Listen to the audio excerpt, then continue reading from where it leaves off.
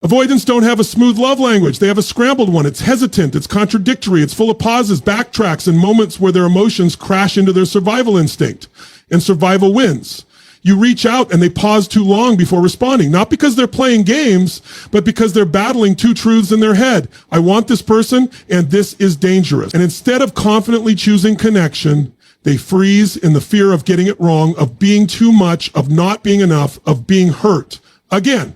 So they text you, but only after staring at their phone for an hour. They make plans, but reschedule last minute and hate themselves for it. They tell you they're busy, overwhelmed, not ready, and then watch every story you post and scroll through old pictures like you're still the center of their private world. And they are, but they don't know how to be close to you without feeling like they're losing control of themselves. So instead of leaning in, they flinch. They hesitate. They do the emotional equivalent of walking through fire barefoot. One shaky step at a time. You think they don't care because they're not expressive. But here's the thing. Expression is a luxury of the emotionally safe. When love was once used against you, when vulnerability once cost you everything, you don't express. You survive, you move with caution. You do love in quiet, dysfunctional, fragile movements. And if you don't know what that looks like, you'll miss it completely.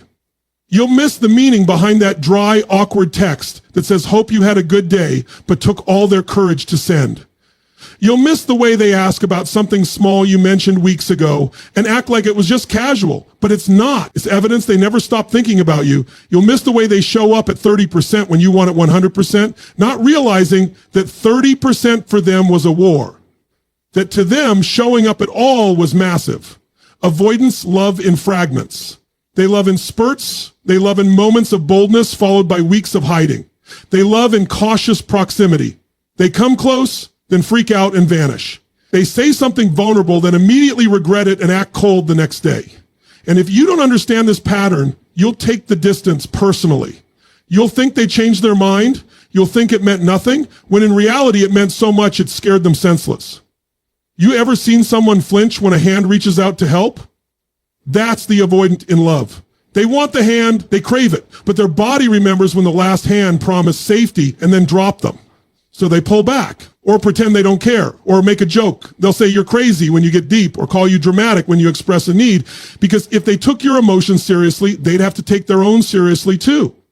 And that's a door they've kept sealed for years. You say, if they loved me, they'd tell me. But for the avoidant, saying it is the most dangerous part. Saying I love you is the moment of no return. It means they've declared something they now have to live up to. It means they've let go of control. It means they've made themselves vulnerable to loss, abandonment, and heartbreak again. And they'd rather die than feel that again. So instead of saying, I love you, they say things like, text me when you get home. You still like that stupid coffee place? I can't believe I missed your birthday. I'm trash. You're annoying, but you're my annoying. I had a dream about you. Don't let it go to your head. You laugh, you brush it off. But you don't see what that really is. That's their version of, I care about you, I miss you, I'm scared to lose you. That's them bleeding affection through sarcasm and indirect comments, because saying it plainly, that would require them to drop the shield, and they're not ready. Not yet. But you'll see the struggle. In the way they hover, in the way they check in just when you've given up, in the way they say they can't be in a relationship and then act like your boyfriend or girlfriend every single day, in the way they claim they're not emotionally available and then get jealous when you talk to someone else. You'll see the glitch in their actions, the contradiction, the inner war. That's how you know. That's the emotional investment hiding behind the mask. They won't always chase you. They're not built to pursue. But they'll stay close enough not to lose you. And if you pull away, they might not say, don't go, but they'll act weird off, distantly panicked. They might lash out or withdraw. Not because they're punishing you, but because your distance activated the deepest fear they have, being left without explanation. You want declarations, but what you get is confusion. And you think that means you're not loved, but what it really means is they love you with a broken compass. They're trying to find north in a storm. And if you pay attention to their struggle, you'll see it. You'll see how hard they're trying to be calm when their whole nervous system is screaming to run. You'll see how much energy it takes for them to ask you to stay. You'll see how loud their silence really is. When they struggle to respond, but still do. When they say, I don't know what this is, but never stop coming around. when they act distant, but check in at 2 a.m. just to make sure you're okay. That's not disinterest. That's love fighting its way through fear, through trauma, through defense mechanisms that have kept them safe their whole life. And now here you are making them question if safety is the same thing as being alone. So no, they won't tell you outright, not until they feel like it's safe to feel. But if you're watching, really watching, you'll see the truth in the struggle. You'll see the investment in the inconsistency. You'll see the care in the chaos. Because for the avoidant, loving you isn't easy. It's terrifying, it's exposing, it's real. And real is the scariest thing they've ever known. They don't say it, but you feel it every time they show up. It's not just out of habit. It's a decision they wrestled with. A decision that came with a storm inside their chest. Because showing up for them, it's light or easy. It's a declaration of war against everything they were taught to believe about love. Every time they reach out, every time they come back, every time they ask, are you okay? Or say, just checking in. It's not casual. It's a quiet rebellion against the very instinct that tells them, run before you get attached. They show up even when it terrifies them. That's how you know. That's the sign you've been missing. Because avoidants don't keep coming back unless there's something pulling them harder than their fear. They've mastered the art of disappearing. They've spent years detaching before detachment is required. They don't chase. They don't plead. They don't cling. But when they're emotionally invested, they return. Again and again. Maybe not with flowers or love poems, but with presence. Scared, messy, half-built presence that says, I don't know how to do this, but I know I don't want to lose you. And they're not good at it. Let's be honest. Their version of showing up might look confusing. They'll call you, then stay silent on the line. They'll sit near you but not know what to say. They'll send a meme instead of a message or ask about your cat instead of your heart. But that's not avoidance. That's effort disguised as awkwardness. That's love trying to break through the only way it knows how. Cautiously, clumsily, but consistently, because to show up means vulnerability. To show up means risking rejection. To show up means being seen. And avoidants have spent a lifetime perfecting the art of not being. They learned early on that presence invites pain, that being open invites judgment, that emotional intimacy is just a countdown to betrayal. So when they ignore all of that and choose to stand in front of you anyway, understand this. They are choosing you over their own comfort. That is monumental. They might show up in ways that look insignificant.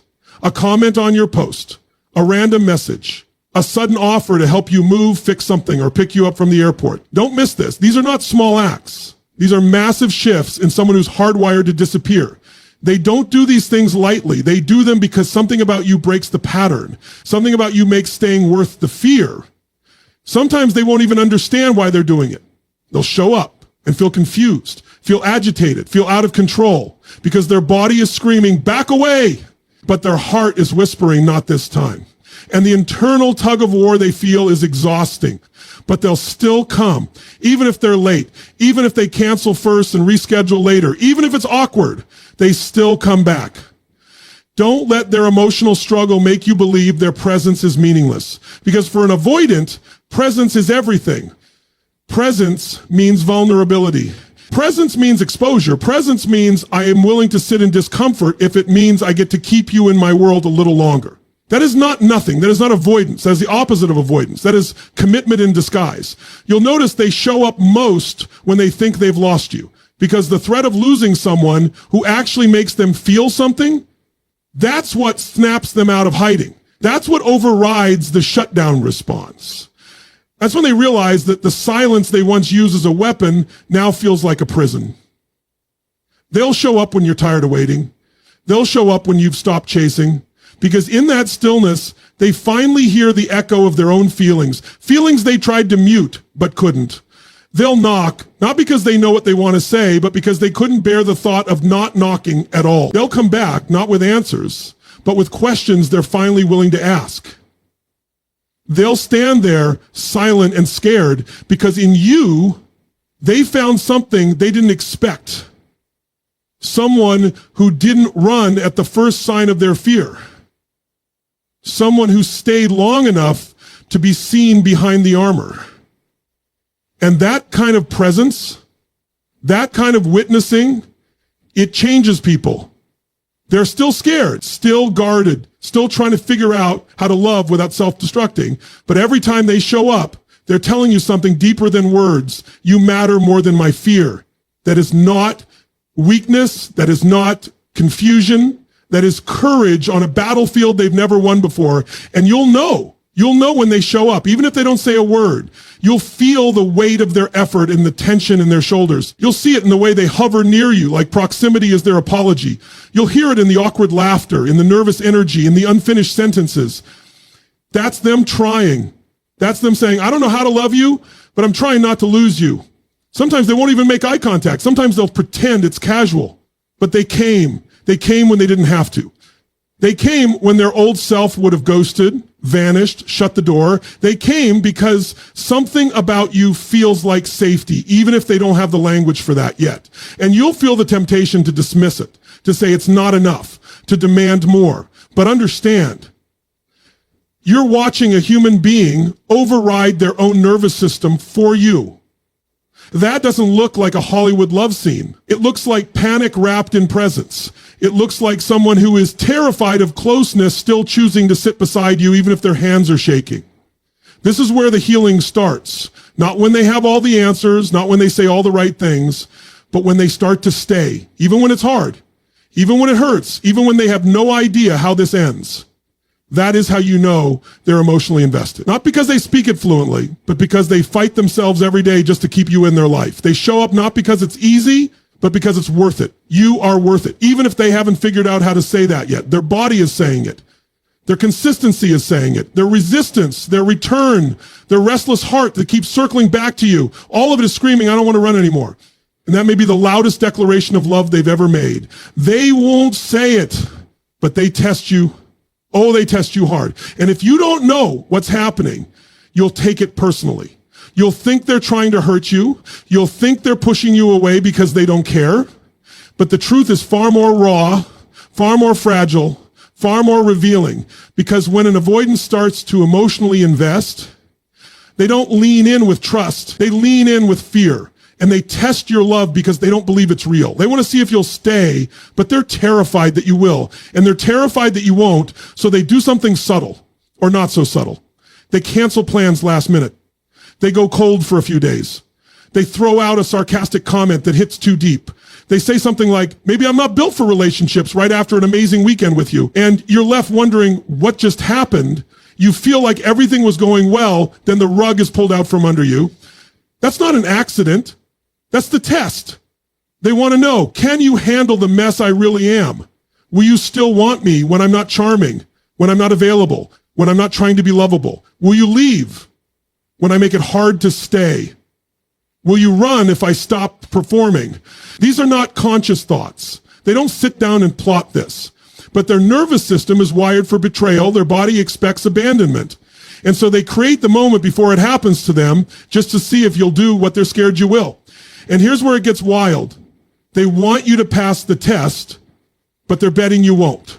Because deep down, they don't believe they're lovable. They don't believe anyone really stays. They're waiting for you to prove them right while silently praying you'll prove them wrong. That inner conflict is why the test is never gentle. It's sharp. It's jarring. It's emotionally confusing. And if you're not aware of what's going on, you'll think the whole connection was a lie, when in reality, the test is the proof they care. People who aren't invested don't test you. People who don't care don't sabotage closeness. People who have nothing to lose don't create storms to see who'll swim. But avoidants do, because love to them is an open wound. It's not safety. It's risk. It's not comfort. It's chaos. And when they start to feel themselves slipping into it, their whole system throws up red flags and alarm bells. And their first instinct is, before I give myself away, I need to know if this person is real. So they poke you emotionally. They stir the waters. They say something that pushes your boundaries just to see if you will explode, disappear, turn cold. They expect rejection because it's all they've known. And some of them have been through hell. Narcissistic parents, abusive relationships, people who only stayed when they were performing, So now they test everyone, including the ones who actually care. You might think if they trusted me, they wouldn't do this, but it's the opposite. They test the people they feel most deeply for because they need to know if the ground is solid before they stand on it. And they don't trust their own judgment. They've gotten it wrong before. They've trusted people who destroyed them. So even when their heart whispers, this is good, this is safe, their trauma screams, you're walking into a trap. And that scream is louder. So they test. They test by withdrawing and seeing if you chase. They test by getting reactive and seeing if you stay calm. They test by picking a fight and watching if you fight back or shut down or walk away.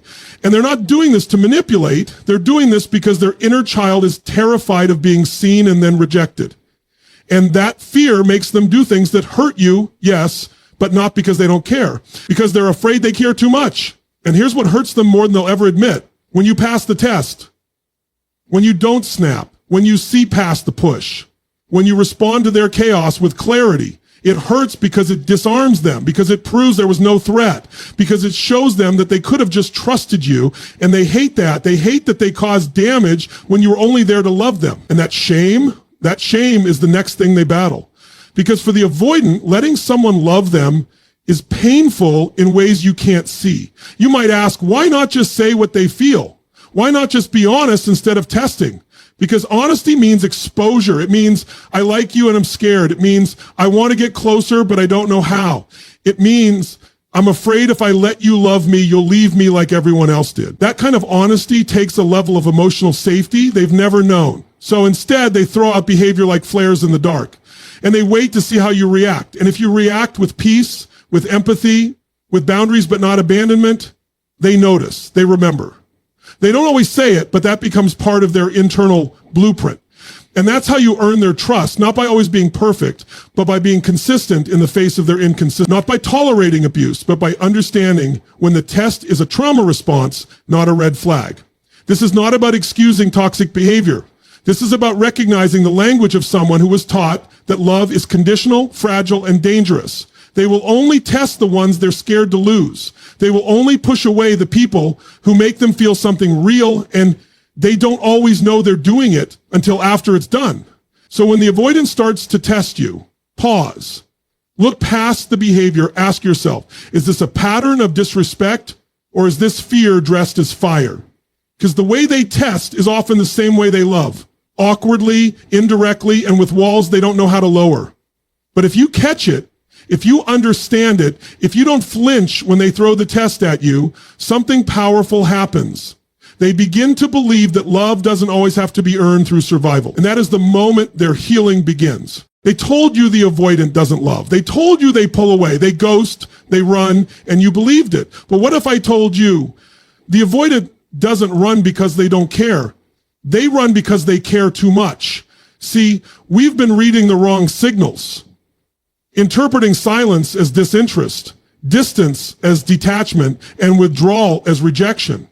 It's protection, their own. The avoidant has learned something you haven't. They told you the avoidant pulls away because they don't care. They told you the silence means it's over. They told you if they wanted to, they would. And you believed it because that's what makes sense to the rational mind. That's what feels clean, simple, black and white. But love, real love, especially when filtered through fear, doesn't show up in clean lines. It shows up in chaos, hesitation, contradiction. And here's what no one told you. Avoidants don't run because they don't feel. They run because they feel too much. You've been standing there, watching someone drift, watching the text slow down, watching the eye contact break too quickly, watching the messages go unanswered for days. And you told yourself, they're just not that into me. You told yourself, if I was enough, they'd stay. You blamed yourself. You tried harder, you softened, you waited, or maybe you left. But what if I told you behind all that silence was someone who felt so deeply for you, they didn't know how to handle it? See, the avoidant has spent a lifetime learning to control connection, not to build it, to survive it. Somewhere they learned that closeness is a trap, intimacy is a threat, and love is a weapon.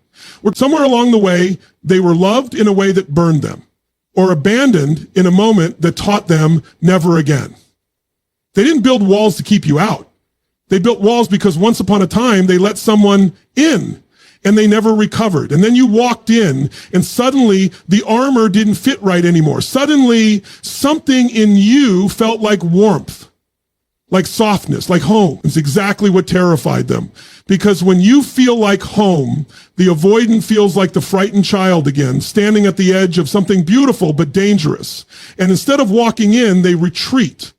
Not because they don't care, but because caring feels like drowning. What you read as disinterest is actually emotional panic. You text them, they stare at their phone. They type a reply, delete it.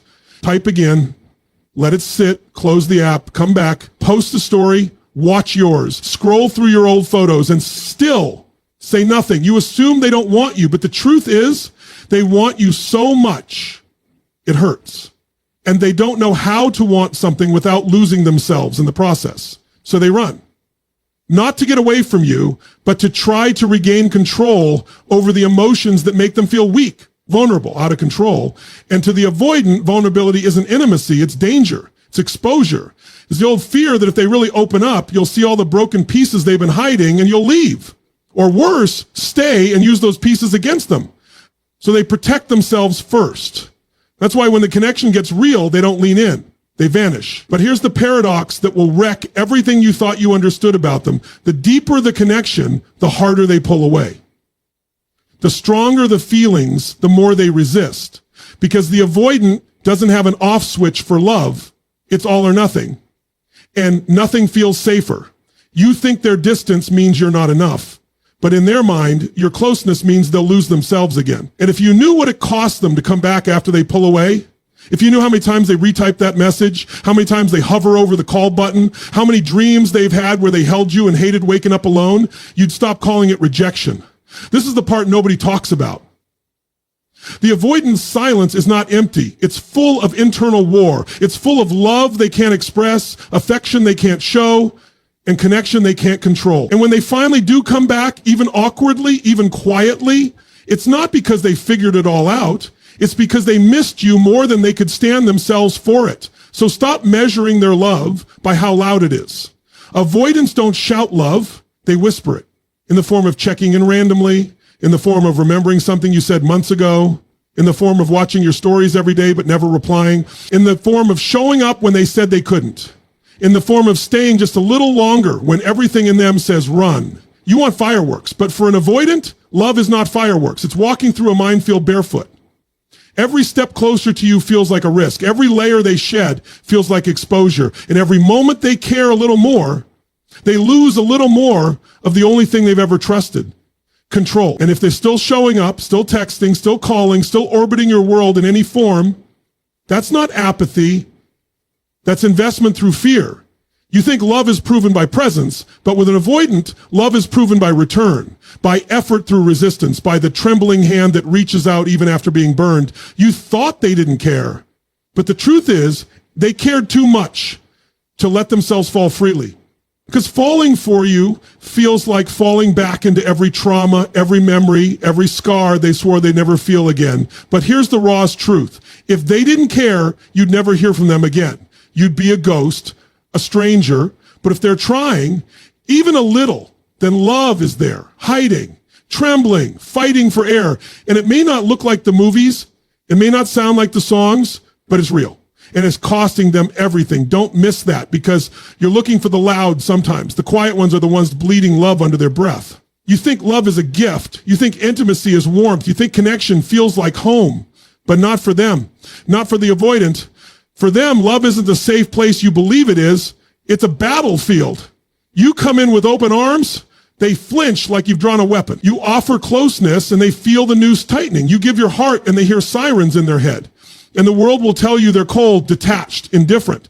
But the truth is more devastating than that. Love to them feels like a threat, not a blessing. Not because of you, but because of everything that happened before you ever arrived. You see affection and think safety. They see affection and remember betrayal. You think cuddles and connection. They think manipulation in disguise. You speak the language of love like a native. They speak it like someone who learned it in a war zone.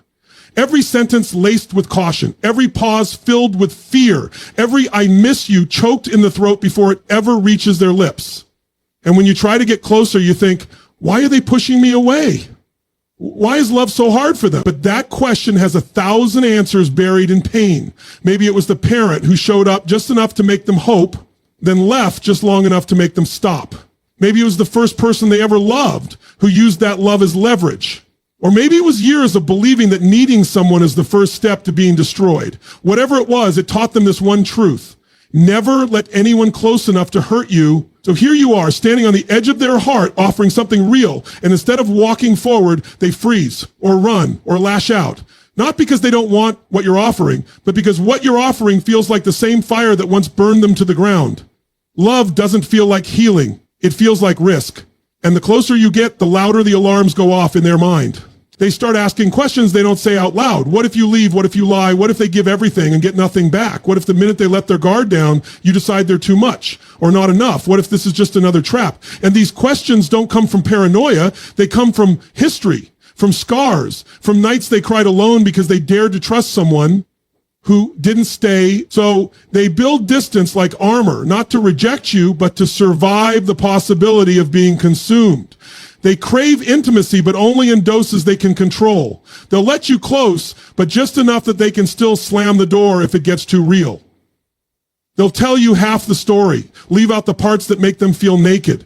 And if you ask too many questions, push too hard, get too consistent, they panic, because consistency feels like commitment. Commitment feels like exposure. Exposure feels like death. This is the torment they live in, wanting you, needing you, craving what you give, but terrified of what it might cost them if they fully receive it. They want to love and be loved, but on their terms, on their timeline. And when they realize they can't have you and keep their walls up, they choose the walls. And when they realize they can't have you and keep their walls up, they choose the walls. Not because they don't value you, but because the walls have never betrayed them. They'll sabotage. They'll say they're not ready. They'll start fights. They'll disappear right after a deeply vulnerable moment. They'll say things they don't mean and stay quiet when their whole soul is screaming to reach out. And you'll sit there confused, hurt, angry. You'll take it personal. You'll wonder what you did wrong. But the truth is, you didn't break them. You just touched a place in them that's never known safety. You need to understand this. When love feels like a threat, survival becomes the priority. And survival for the avoidant means staying in control. It means detaching before they get attached. It means hurting you a little so they don't have to feel the devastation of you hurting them first. It means choosing loneliness over the vulnerability of being seen and maybe rejected. It means choosing numbness over love, because love is chaos in their nervous system. You might think they're emotionally unavailable, but they're not. They're emotionally overwhelmed. You might think they're heartless, but they're not. Their heart is locked in a vault built by years of pain. And every time you show up, you're rattling the door. And that's terrifying, because if they open it and you leave, they won't survive that twice. So what does this mean for you? It means if they let you in even a little, it's not small. It's massive. If they tell you something vulnerable, even half jokingly, they are handing you a weapon they've never trusted anyone with. If they cry in front of you, even once, you are seeing a side of them they've buried so deep, even they don't know how to look at it.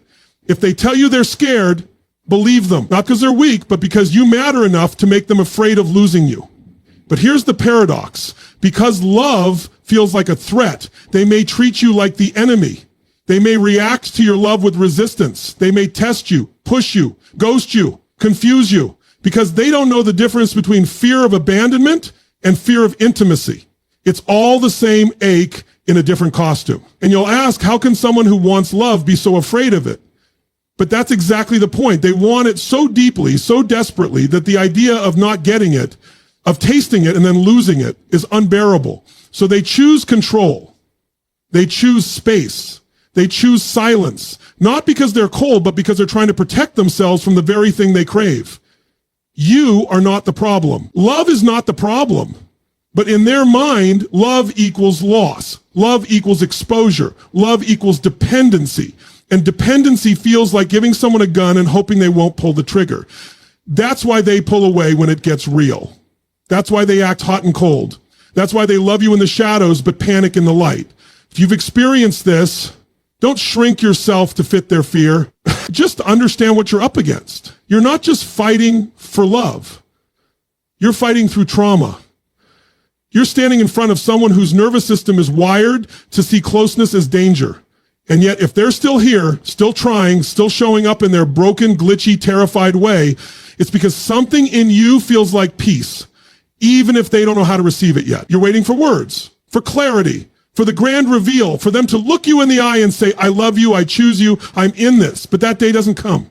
And you start to spiral.